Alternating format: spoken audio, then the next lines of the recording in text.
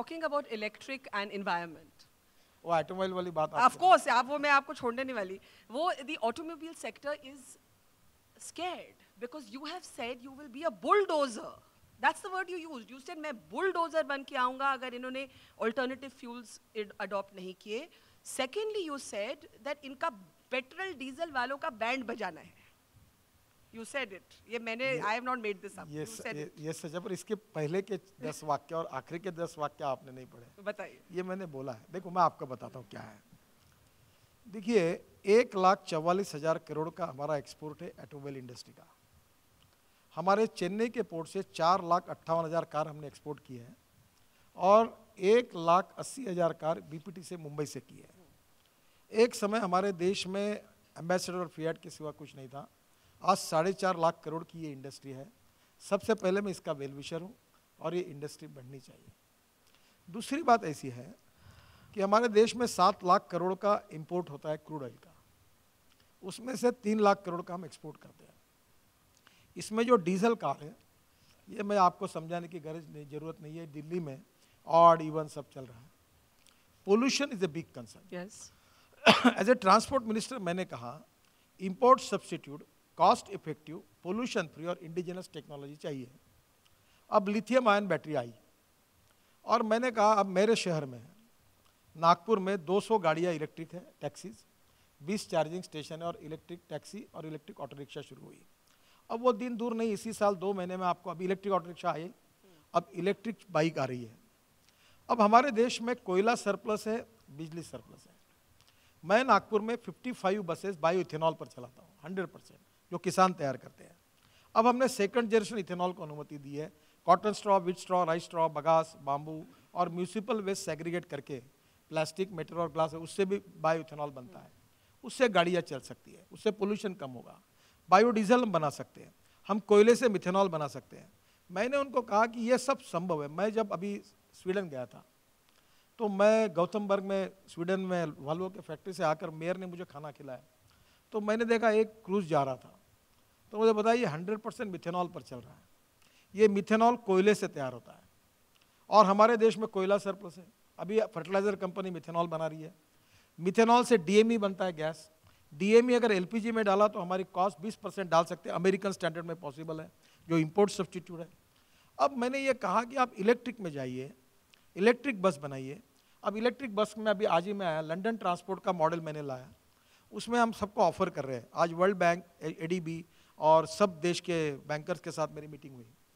अगर मुंबई में बेस्ट की बस अगर डीजल पर चलती है, दिल्ली वाले बहुत सुने ये बात को, बहुत इंपॉर्टेंट है, उनका पर किलोमीटर कॉस्ट 110 रुपये है.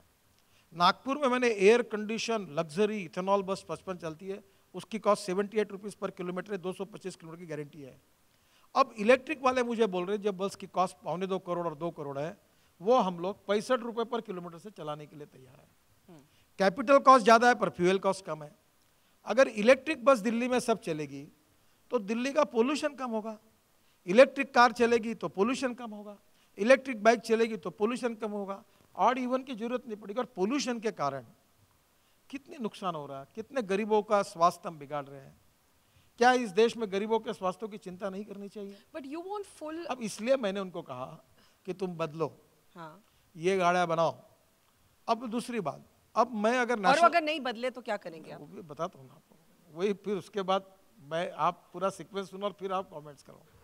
फिर मैंने उनको कहा कि पब्लिक ट्रांसपोर्ट और इलेक्ट्रिक ही हमको चाहिए. मैं धौला कुआं से माने सर हवा में चलने वाली 70 किलोमीटर सिस्टम ला रहा हूँ. 5 टेक्नोलॉजी हमने लाई है जो आप ऊपर के ऊपर जाओगे. अब ये रोड है, आपके रोड में आने के लिए मुझे 5 मिनट लगे यहाँ, ये होटल के सामने क्रॉस करने के लिए. ये रोड तो इतना खराब है कि यहाँ जाएगा ना कोई.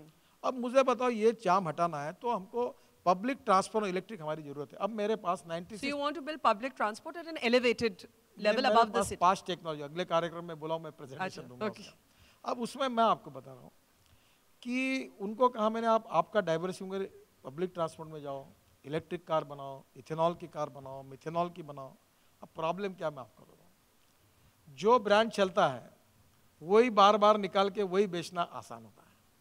तो कोई भी व्यक्ति बदलने के लिए आसानी से तैयार नहीं होता. अब आसानी से नहीं बदलो. अब मुझे पास मैंने एक निर्णय किया है कि 1 अप्रैल 2020 से हम लोग यूरो 6 के इमिशन नॉर्म को मैंडेटरी करेंगे।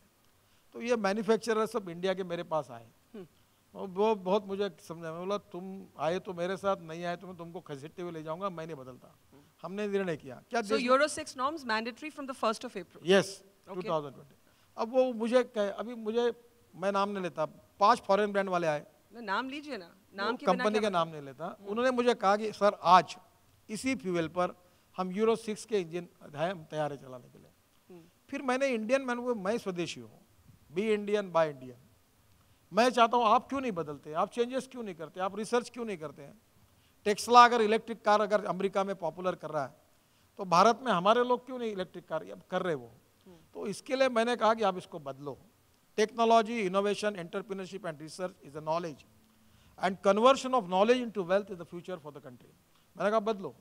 और ये फिर सब कहने के बाद मैंने उनके कॉन्फ्रेंस में कहा अगर तुम नहीं बदलोगे तो आएंगे तो तुम्हारे साथ, नहीं आएंगे तो तुम्हारे बिना, नहीं तो तुमको घसीटते हुए ले जाऊंगा, नहीं तो बुलडोज करूंगा, और तुम अगर जिद ही करते रहोगे तो मेरा बैंड बजा बजाऊंगा। ये इतना कहने के बाद मैंने कहा अब क्या आप हुशार हो, मेरा पूरा भाषण गायब कर दिया और आखिरी क्या वाक्य लगा।